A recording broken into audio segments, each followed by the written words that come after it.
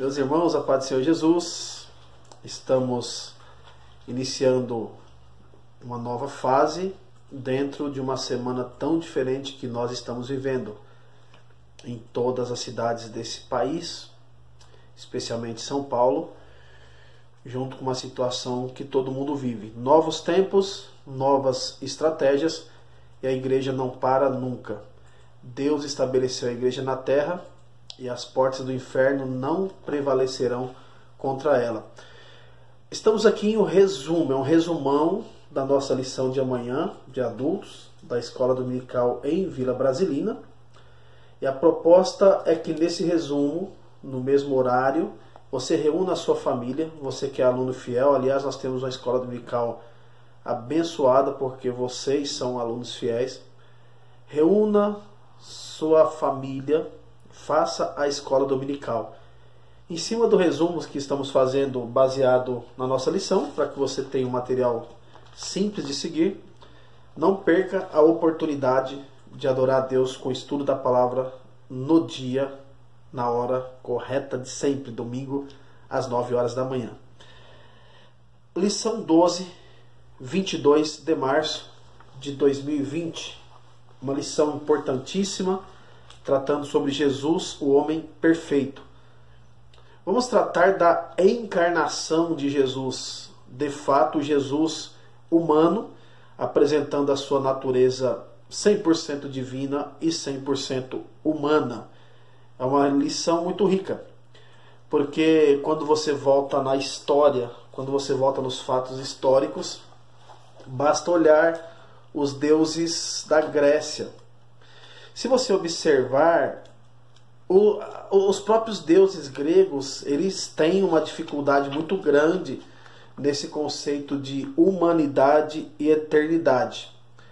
Porque a história simples, voltando no tempo do próprio Zeus, do próprio Cronos, eles em si sempre aparecem como origem, um outro Deus que os fez, o outro Deus que os colocou. Se você pegar desses dois, por exemplo, um dos grandes poderosos que seria pai de um e seria avô de outro, por exemplo, Urano. Urano é um desses deuses gregos que forma outros deuses, que dá vida a outros deuses. E quando você olha para trás, você observa que eles próprios, sendo no Deus minúsculo, na mitologia grega, se colocando como deuses, não dá para fazer nenhum comparativo com o nosso Cristo, Verbo encarnado, vindo de fato como Pai da eternidade, colocado em Isaías capítulo 9, verso 6. O nosso textuário, então, para entrar na nossa lição propriamente dita, Lucas capítulo 2, verso 52. E crescia Jesus em sabedoria, em estatura e em graça, para com Deus e para com os homens. Muito bacana essa proposta de Cristo crescendo em estatura e graça para com Deus, na qual ele era também, e para com as pessoas que ele vivia. O nosso textuário, a nossa leitura bíblica, aliás, está em Lucas capítulo 2, do verso 40 até o 52. Não vou ler porque esse é um resumo, o tempo nosso vai ser curto. É quando trata o tema... Você vai ler em casa, né? Então, vou esperar você ler, tá? Quando Jesus está naquela fase lá, que se perde no templo e tal, e toda aquela coisa. Leia o texto bíblico e comece a lição com o pensamento aqui do nosso comentário, da nossa introdução. O tópico 1 dessa lição, ele vai tratar do Jesus como verdadeiro Deus. E é impossível, não posso passar essa parte sem ler o texto de João, capítulo 1, em diante, alguns versículos, porque nós estamos tratando da divindade de Deus. Jesus como verdadeiro Deus. Eu disse divindade de Deus não, mas na realidade, Jesus, da sua parte divina, como verdadeiro Deus. João capítulo 1, verso 1. No princípio era o verbo. Minha Bíblia está aqui do lado. E o verbo estava com Deus e o verbo era Deus. Aí começa. Ele estava no princípio com Deus. Olha que coisa linda. Todas as coisas foram feitas por Ele. Olha o texto nos dando luz, nos deixando claro aqui. E sem Ele, nada do que foi feito se fez. Nele estava a vida, e a vida, ela era a luz dos homens. A luz resplandece nas trevas, e as trevas não compreenderam. A divindade de um Jesus que era lá no princípio que era o Verbo, e o Verbo era Deus, e o Verbo estava com Deus. Essa parte eterna de Jesus é dita em Isaías capítulo 9, verso 6, quando diz que ele está como Pai da eternidade. As atividades de Jesus, as suas lindas propostas de eternidade, aparecem também em seus tributos, nas suas grandezas e nas suas perfeições. Por exemplo, João capítulo 1, verso 4, Jesus é a fonte da vida. João capítulo 5, verso 16, Jesus tem vida em si mesmo, ele tem vida própria em si, ele é produtor da vida. Hebreus 13, 8, Jesus não muda, é imutável, ele é imutável. Mateus 28 e 20, Jesus é onipresente. Mateus 9, 4, Jesus é onisciente, sabe todas as coisas. Mateus 28, 18, Jesus é onipotente, tem todo o poder nos céus e na terra. Essa é a parte clássica, quando após a ressurreição, ele diz, é-me dado todo o poder nos céus e na terra. Esse é o Jesus divino que nós compreendemos.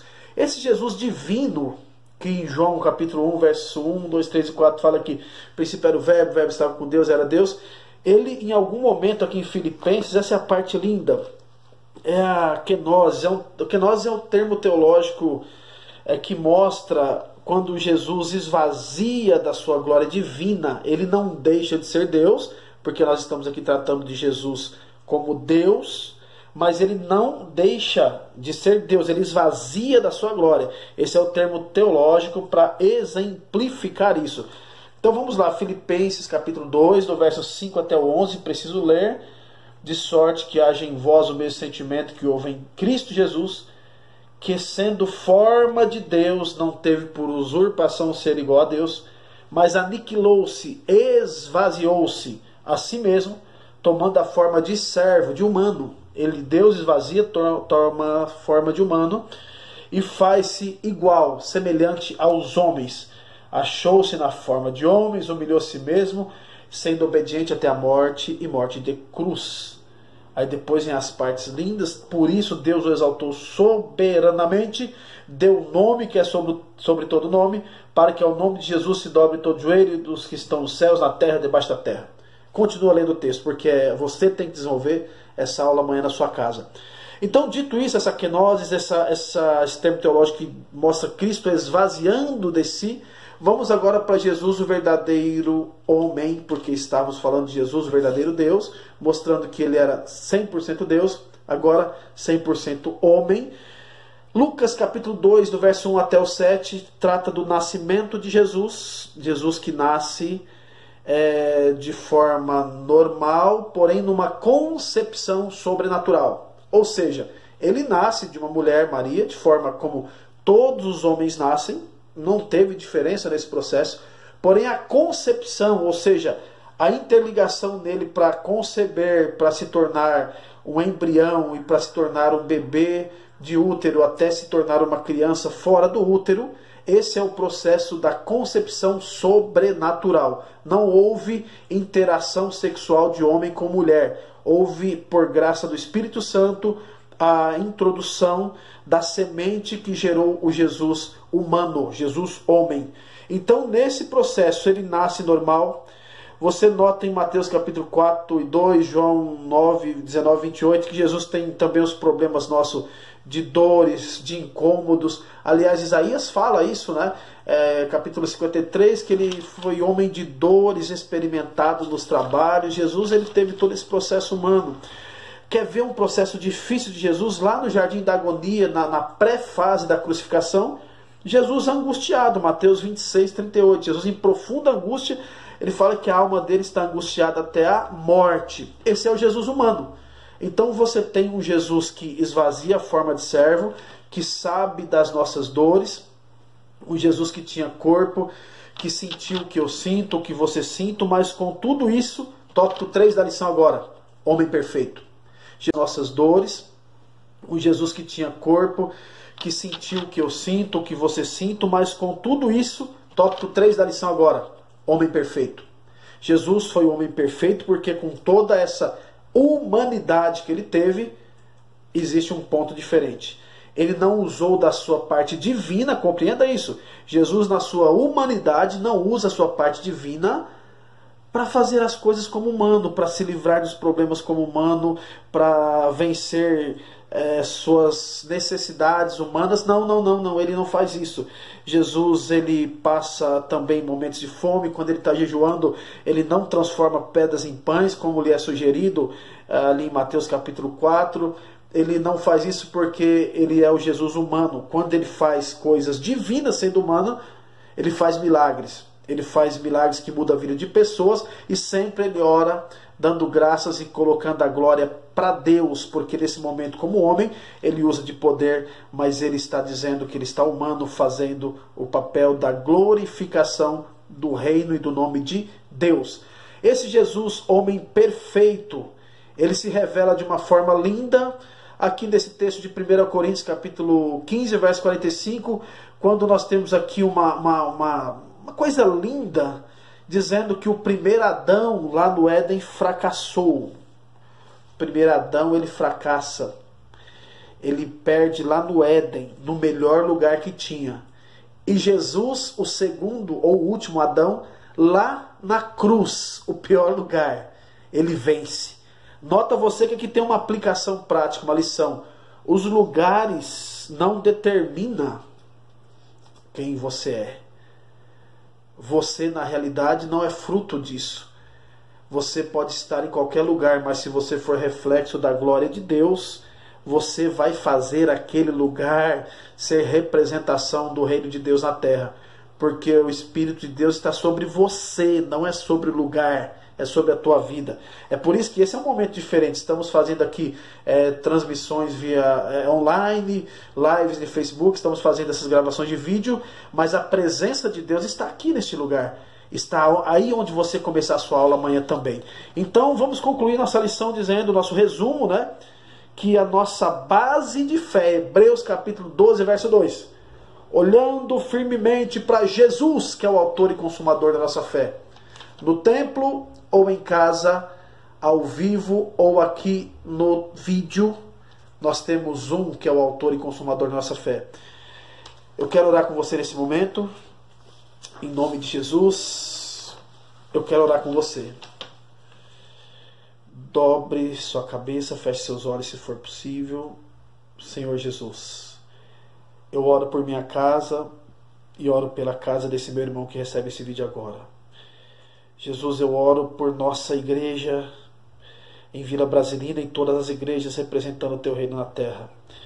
Jesus, eu oro pelos nossos pastores, pastor Alberto, todos os nossos pastores amigos, todos os nossos pastores da nossa diretoria, nosso pastor presidente Alcides Favro, pastor José Gomes. Eu oro, Senhor, porque tem sido dias duros, difíceis. Eu oro pelas nossas autoridades, dê sabedoria, dê graça ao nosso presidente, aos nossos governadores, aos nossos prefeitos, Senhor. Jesus amado, eu oro pelas equipes médicas, eu oro pelos enfermeiros, pelas equipes de hospitais, que tem sido uma linha, Senhor, importantíssima nesse momento de dificuldade. Atenda esse povo, Senhor. Eu oro também pelas forças policiais desse país. Eu oro, Senhor, nessa noite de forma especial, nessa manhã, porque esse vídeo será visto pela manhã, pela Itália, Senhor, que em toda essa situação tem sido afligida e não tem visto respostas. Pai amado, eu oro pelo nosso Brasil, em nome de Jesus Cristo. Nos dá graça, nos guarde, nos protege e se conosco para a honra e glória do teu nome. Nós confiamos em ti, nossa esperança está em ti. Nós pedimos perdão dos nossos pecados a ti. Nós, Senhor, voltamos para ti. Nós pedimos a tua misericórdia e nós, Senhor, estamos aqui representando o teu reino, crendo que nós não vamos parar, em nome de Jesus Cristo. Amém.